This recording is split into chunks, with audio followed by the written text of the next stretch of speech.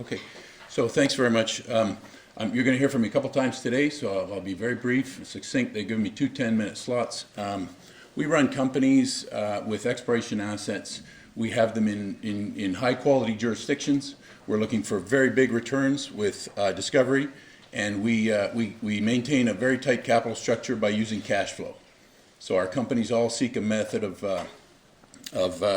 having and developing and nurturing cash flow so that we can constrain our share issuance, which will allow us to revalue as robustly as possible with discovery. So this one's the Yukon. We've had this for quite some time. Yukon's the White Gold District's been a hub of activity for significant gold discovery in Canada. We're right in the middle of it, and we had some very significant developments in the summer of this year.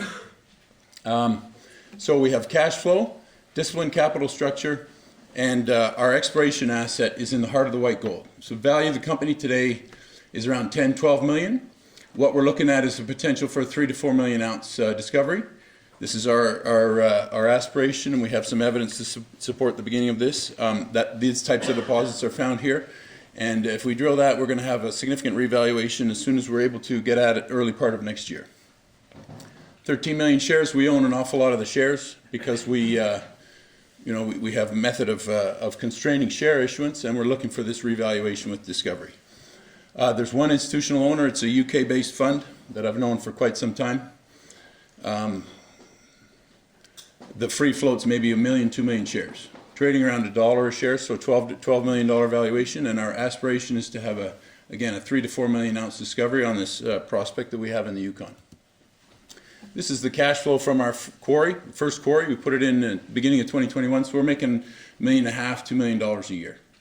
Pays the bills, costs $250,000 to run a public company, and it's been very profitable, extremely high profit margins. We have one operating quarry. We've had it for 2 years. We're now going to, in the next 6 months, we're going to add 4 new quarries. So we think this cash flow, we think ultimately we can support 10 quarries in this business. Very profitable business in Brazil. This is it. It's blue quartzite. We mine it like this, $300 a cubic meter, and we sell it for $2,000. They take it, cut it, polish it, and sell it in the United States, in Italy, India. So this is our cash flow. We have 2 new quarries coming on before the end of this year. This quarry's been operating for more than 2 years now for us. And then we have 2 in the beginning of next year. All different, slightly different material types. It's a super exotic stone, very profitable, cash-based business. This is it in Naples, Florida. I went there on holiday in our first year. Went to a warehouse. They had our material. I was surprised. They had sold it all. She was concerned she couldn't get more of it. I asked her to bring it up, but they're selling it for $150 a square foot. It costs us all in, paying ourselves that margin, $14 a square foot to deliver to them. So we're leaving a lot on the table.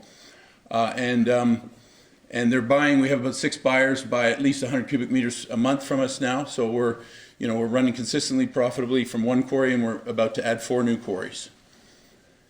This is our exploration asset from which we're expecting alpha. So the yellow is Newmont. That's the biggest gold company in the world, public gold company. The Casino deposit is $100 billion of copper and gold, 20 million ounces of gold, 11 billion pounds of copper. RTZ and Mitsubishi have each put in $25 million. And then Agnico Eagle, a $30 billion company, supports the white gold that's around there. So we're right in the middle of a established mining camp. That's the theme that we follow. Newmont's building 17 kilometers of a road through our ground. And this summer we had what we think is the beginning of a significant discovery, 300 meters west of that road, in what we're calling the Sky Zone there. So location does matter. If we have this kind of discovery in this part of Canada, we will get paid. We're expecting a revaluation, if it's a 3 to 4 million ounce discovery, to in the range of a $200 million market cap. We have a whole bunch of the reasons why that could be. Coffee, for instance, sold for $520 million in 2016. Casino's trading at $350 million, has $100 billion of contained metal, and has a NPV of $2.5 billion using just measured and indicated. So this type of deposit is in this area, and the majors are interested in it. They're in fact building infrastructure and road directly through our ground. This is just a summary of all the data for what's going on in this area, but you have the biggest balance sheets in the mining business here. And that's the type of situation that lends itself, if you have a discovery, to getting paid for it. 520 million coffee was sold. 40 million is white gold with a 1 million ounce resource. Again, our target here would be 3 to 4 million. So I've got to go. This is our ground. 17 kilometers of road. So basically, we made announcements on this.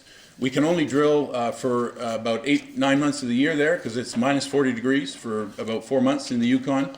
This is a fantastic jurisdiction. We have, on October 20th, we put out our results from this summer. We think we're on the beginning of a 3 to 4 million ounce discovery, right off the road that Newmont's building, and we'll get their attention. So market cap's 12 million. We're adding new quarries. We don't want to issue shares. Our objective is shareholder revaluation. The target at a $200 million valuation would be $15 a share. So being the large shareholders are ourselves and our team in Brazil, we can achieve that if we have this discovery and stop issuing shares. Thank you.